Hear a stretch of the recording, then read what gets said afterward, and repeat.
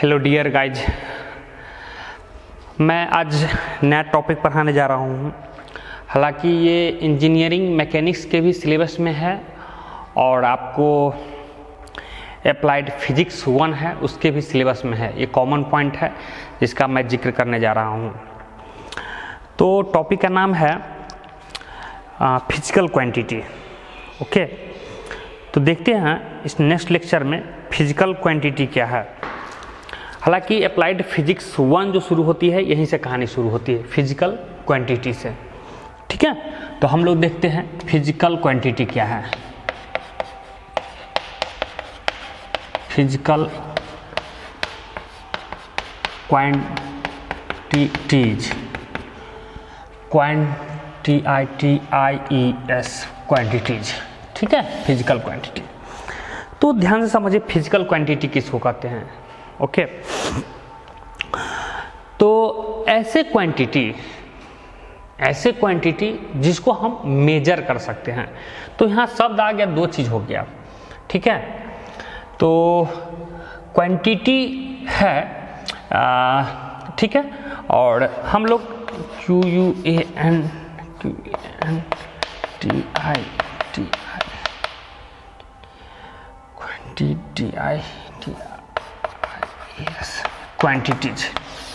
Quantities समझते हैं। इसके बाद हम फिजिकल क्वांटिटी समझते हैं। तो क्वांटिटी किसको बोलते हैं? ऐसे क्वांटिटी जिसको, ऐसे चीज जिसको हम मेजरमेंट कर सकते हैं उसको बोलते हैं क्वांटिटी। तो those which can be measured, those which can be measured, जिसको आप मेजरमेंट कर सकते हैं, जिसको आप मेजरमेंट, ध्यान समझ, जिसको आप मेजरमेंट कर सकते हैं उसको क्वांटिटी बोलते हैं। ठीक है, which can be measured is are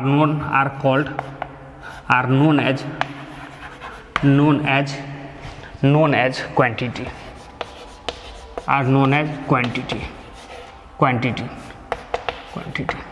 ठीक है, जिसको आप मेजरमेंट कर सकते हैं। जैसे किसको मेजरमेंट कर सकते हैं? एग्जाम्पल, आप मेजरमेंट कर सकते हैं, लेंथ को मेजरमेंट कर सकते हैं। ठीक है, लेंथ, हालांकि है सर लेंथ, ब्रेथ, हाइट, तो सब लेंथ ही है बाबू। लेंथ का ही डिफरेंट टाइप्स हैं। लेंथ के एक डायमेंशन, जैसे यही बोर्ड है, इस साइड इसको लेंथ बोल देते हैं, ये ब्रेथ बोलते हैं। अल्टीमेटली ये भी लेंथ ही। हम पूछेंगे इसका लंबाई बताओ, ऐसे भी तो बोलते हैं इसकी लंबाई बताओ, तो ये भी तो लंबाई ही है, लेकिन हम सेपरेट इसके और इसको अलग करने के लिए इसको लंबाई को चौड़ाई मोटाई से कह देते हैं, लेकिन इनफैक्ट सारे लेंथ ही है। ठीक है, तो लेंथ मेजरमेंट कर सकते हैं, एरिया मेजरमेंट कर सकते हैं, वॉल्यूम मेजरमेंट कर सकते हैं, इटीसी, ये सब है इस तरह से मेजरमेंट। तो ये सब क्वांटिटी है। ठीक है, हालांकि इस क्वांटिटी को किस यूनिट में मेजरमेंट करते हैं ये एक अलग मुद्दा है। इसको किस यूनिट में मेजरमेंट कर सकते हैं ये अलग मुद्दा है। तो क्वांटिटी हो गया। तो अब देखते हैं फिजिकल क्वांटिटी क्या है। फिजिकल क्वांटिटी क्या है, तो ये भी इसी से रिलेटेड है। तो ऐसे क्वांटिटी जिसका मेजरमेंट तो कर ही सकते हैं, साथ ही साथ वो फिजिक्स के लॉ को भी एक्सप्लेन करता है, उसको हम लोग बोलते हैं फिजिकल क्वांटिटी। ठीक है, तो those quantities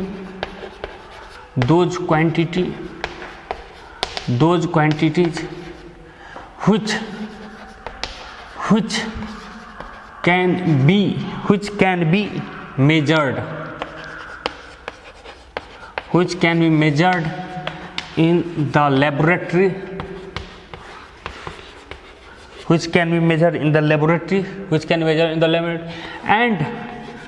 and also explain the law of physics are called as physical quantity,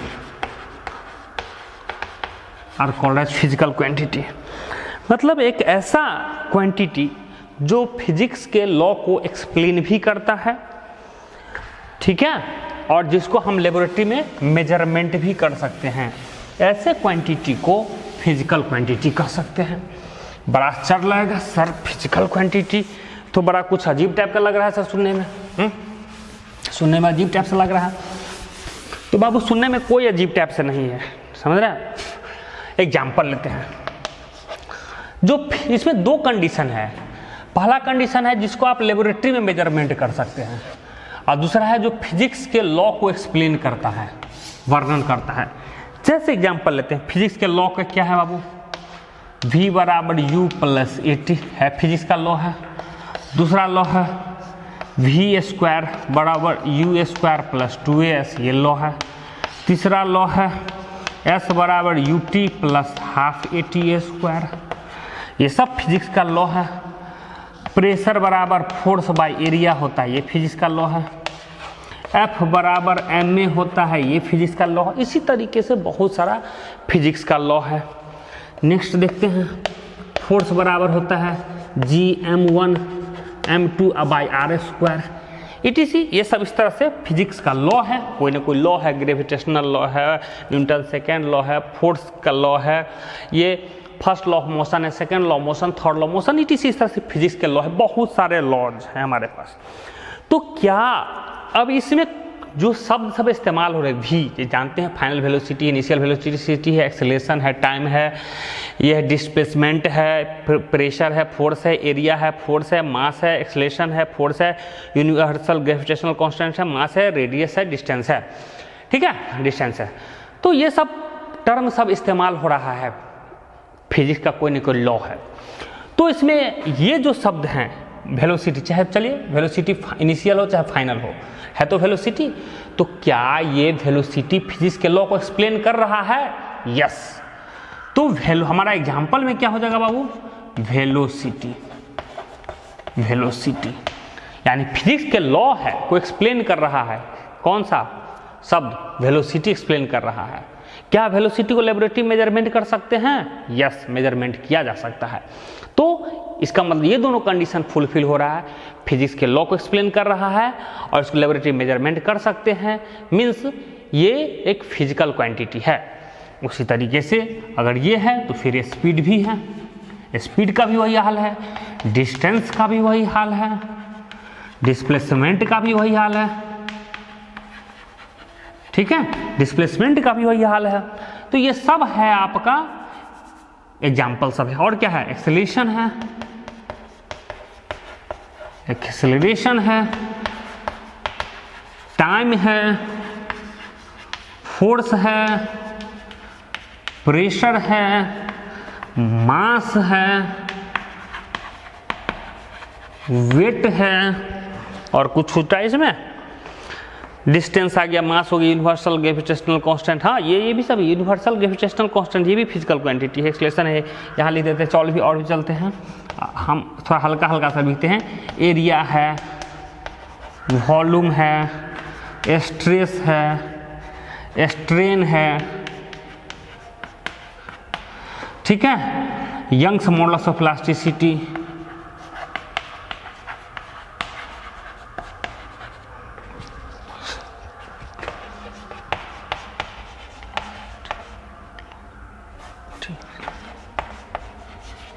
Young's modulus of elasticity. इसी तरीके से बाबू बहुत सारा है, ठीक है। चलिए, moment of inertia, moment of inertia, momentum, impulse, impulse, ठीक है, हाँ, टॉर्क, ओके, ETC, इस तरह से कर दिया। तो ये सारे फिजिकल क्वांटिटी है, इनफैक्ट इससे बहुत ज़्यादा फिजिकल क्वांटिटी होते हैं। तो ये सारे आपका क्या है? फिजिकल क्वांटिटी है। अब हम इस फिजिकल क्वांटिटी को समझ गए। अब फिजिकल क्वांटिटी को हम लोग डिवाइड करते हैं। तो नेक्स्ट टॉपिक पढ़ते हैं, classification of physical quantity, classification of physical quantity. तो इसको बांटते हैं, इसके भी दो आधार है, यानी ये जितने भी है इसको दो कैटेगरी में बांटा गया है, दो भाग में बांटा गया है, समझ रहे? इतने को दो भाग में बांटा गया है। तो एक भाग बांटा गया है ओरिजिन के आधार पे और दूसरा बांटा गया है डायरेक्शन के आधार पे, ठीक है, ओरिजिन के आधार पे और दूसरा डायरेक्शन के आधार पे। इसमें जितने भी क्वांटिटी थे इसी दो यानी दो एक बड़ा परिवार हुआ, इस बड़ा परिवार में इसको दो भाग में बांट देते हैं। तो क्लासिफिकेशन है, क्लासिफिकेशन ऑफ फिजिकल क्वांटिटी, दो भाग में। एक होगा on the basis of origin, on the basis of origin, अथवा on the basis of direction,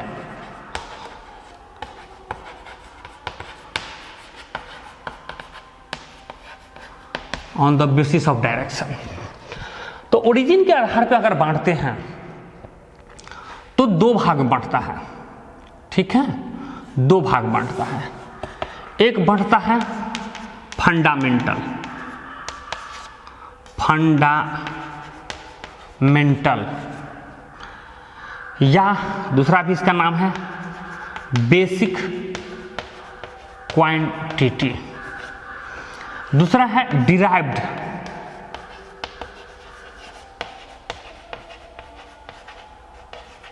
quantity, ठीक है, दूसरा है आपका डिराइव्ड क्वांटिटी।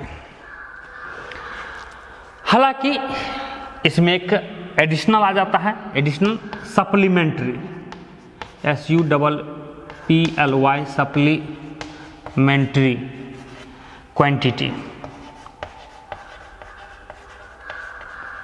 जो कि ना तो मतलब फंडामेंटल ही है लेकिन ये मेन फंडामेंटल में नहीं आता, इसलिए सप्लीमेंट्री बोलते हैं, ठीक है, ये डिराइव्ड है।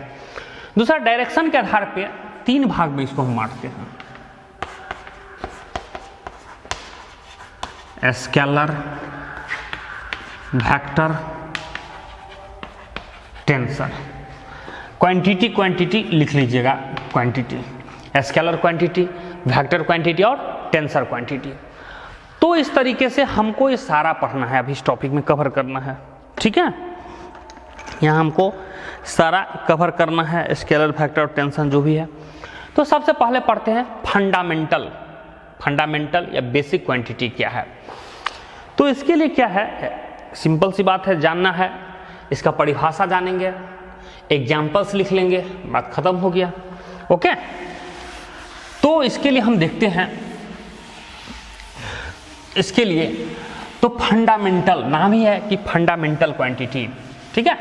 तो फंडामेंटल क्वांटिटी के लिए हम देखते हैं, बात करते हैं। फंडामेंटल का दूसरा नाम क्या है, बेसिक। इसका मतलब क्या हुआ कि बाबू एक खुद सोचने वाली बात है। जैसे एक शब्द बोला जाता है या हम लोग आपस में सुनते हैं समाज में कि पहले अंडा की पहले मुर्गी, ठीक है, पहले अंडा की मुर्गी, लेकिन इस बात का कोई पास जवाब नहीं है। दूसरा एग्जाम्पल, कहते हैं कि सर दही बनाने के लिए दही चाहिए, जोरन चाहिए। तो इसी तरह दिमाग में आता है कि सर पहला जोरन कहाँ से आया होगा, जो दही आया होगा फर्स्ट टाइम कहाँ से आया होगा, ठीक है। तो एक बार दही बन गया तो उसके आधार पे तो फिर आप दही बना सकते हैं। एक बार दही आपके पास है तो उससे दूसरा बार बना, लेकिन पहला दही कहाँ से आया, तो जो पहला हुआ जिसको आप बना नहीं सकते हैं वो हो गया फंडामेंटल, जिसको आप बना सकते हैं वो हो गया डिराइव्ड। समझ रहे हैं। जैसे हम गेहूं का बीज छिड़काव करते हैं तो दूसरा गेहूं का पौधा जन्म लेता हुआ है, एक गेहूं के बीज से फिर बहुत सारा गेहूं का बीज बनता है, गेहूं मिलता है, लेकिन पहला गेहूं कहाँ से आया होगा, पहला धान कहाँ से आया होगा।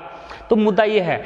तो कहने का मतलब दो टाइप का हो गया कि अगर एक कुछ ऐसे चीज़ जिसको हम पैदा नहीं कर सकते हैं या जिसको पैदा कर सकते हैं, तो जिसको पैदा नहीं कर सकते हैं वो हो गया फंडामेंटल या बेसिक, जिसको खुद आप नहीं लाए हैं, आपने पैदा नहीं किया है। आपको गेहूं का एक दाना दिया तब आपने बोए, तब दूसरा गेहूं का दाना मिला या गेहूं का बहुत सारा मिला, लेकिन पहला तो नहीं मिला ना आपको। तो जिसको आप नहीं पैदा करते हैं, ठीक है, वो ऑलरेडी एग्जिस्टिंग है, उसको मान लिया गया है, यहीं से शुरुआती हो रही है। तो उसी तरीके से तो उसको हम लोग फंडामेंटल बोलते हैं।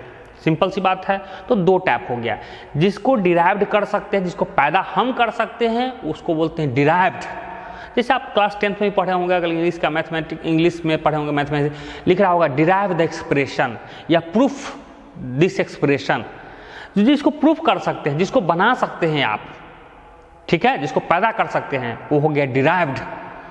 आज जिसको पैदा नहीं कर सकते हैं वो हो गया आपका फंडामेंटल। जैसे एग्जांपल लेते हैं, आपने इतना प्रूफ किए होंगे बहुत सारा थेल्स थ्योरम, पाइथागोरस थ्योरम, लेकिन ये कभी नहीं प्रूफ किए होंगे कि किसी एक लाइन पे 180 डिग्री बनता है, 180 डिग्री एंगल बनता है, ये कभी नहीं प्रूफ किए हैं। तो ये हो गया फंडामेंटल, बेसिक हो गया। लेकिन इसके आधार पे और भी चीज़ आप प्रूफ करते हैं, और भी अदर चीज प्रूफ करते हैं, तो उसको बोलते हैं, क्या बोलेंगे, डिराइव्ड। क्लियर हो गया। तो जिसको हम पैदा नहीं कर सकते हैं वो हो गया फंडामेंटल या बेसिक, जिसको आप पैदा कर सकते हैं तो हो गया डिराइव्ड हो गया। ठीक है, तो चलिए हम फंडामेंटल का परिभाषा लिख देते हैं, या बेसिक का। फंडामेंटल या बेसिक क्वांटिटी, क्या लिखते हैं परिभाषा? आप खुद बनाइए। इसके हिंदी में कैसे बोलेंगे कि ऐसे क्वांटिटी जिसको हम प्रोड्यूस नहीं कर सकते हैं, जिसको जनरेट नहीं कर सकते हैं, जिसको नहीं बना सकते हैं, ऐसे क्वांटिटी को क्या बोलते हैं? फंडामेंटल क्वांटिटी बोलते हैं। यही डेफिनेशन होगा ना। तो लिखेंगे those quantity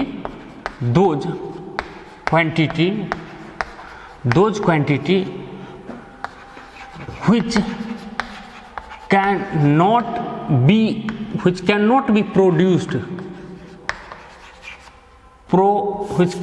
be produced, which cannot be derived, DERIVE, derived, या इसके लिए शब्द दूसरा इस्तेमाल कर सकते हैं, produced, which cannot be derived या produced with the help of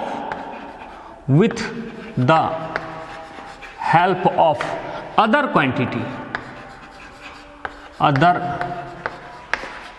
quantity, जिसको आप दूसरे क्वांटिटी के हेल्प से इसको पैदा नहीं कर सकते हैं। समझ रहे हैं? तो ऐसे those quantity which can be लिखा, which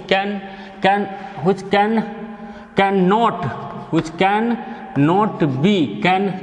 be derived या produced with the help of other quantity are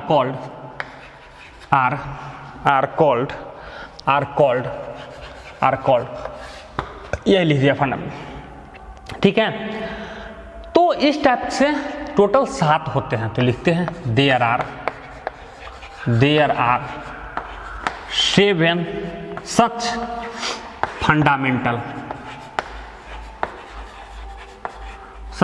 fundamental quantity. There are 7 such fundamental quantity. ठीक है, क्वांटिटी। इस टोटल 7 फंडामेंटल क्वांटिटी होते हैं। अब क्या क्या होते हैं तो इसका टेबल बना लेते हैं बाबू। इसको हम हटाते हैं, टेबल बनाना पड़ेगा मुझे। ठीक है, इस तरह से 7 फंडामेंटल क्वांटिटी एंड 2 सप्लीमेंट्री, इसमें एक और ऐड कर देते हैं, एंड 2 सप्लीमेंट्री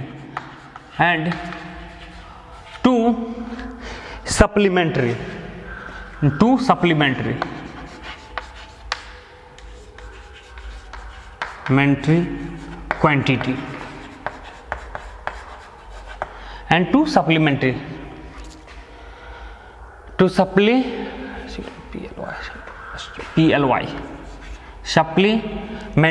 quantity। ठीक है, और 2 सप्लीमेंट्री क्वांटिटी होते हैं। 7 फंडामेंटल, 2 सप्लीमेंट्री क्वांटिटी होते हैं। तो इसके लिए क्या करते हैं, हम एक टेबल बना लेते हैं। तो सबसे पहले लिखिएगा which are following, आगे एक लाइन लिख दीजिएगा which are following as, मतलब इसका मतलब हुआ जो निम्नलिखित हैं। इसके लिए टेबल बना लीजिएगा। सीरियल नंबर, यहां लिखिएगा फंडामेंटल,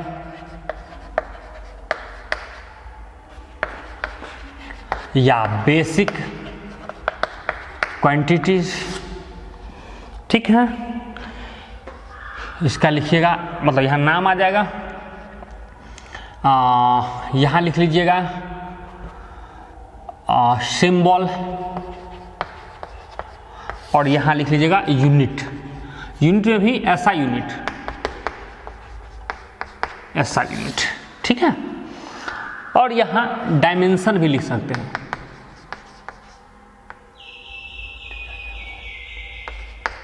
डायमेंशन। ठीक है, डायमेंशन क्या होता है हम आगे देखेंगे। तो सबसे पहला टोटल कितना होता है बाबू, 6 और 7 है, और 2 है नीचे में सप्लीमेंट्री का 2 और जोड़ेंगे। ठीक है, इस तरीके। तो सबका नाम लिख देते हैं। तो सबसे पहले है लेंथ, सेकेंड में है मास, इसके बाद है टाइम, इसके बाद है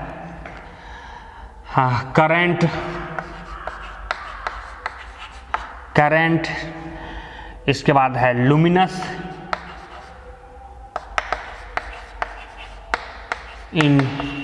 इंटेंसिटी, लुमिनस इंटेंसिटी, लास्ट में है मोल, इसके बाद है अमाउंट, नहीं मोल नहीं है, एक मिनट, अमाउंट ऑफ सब्सटेंस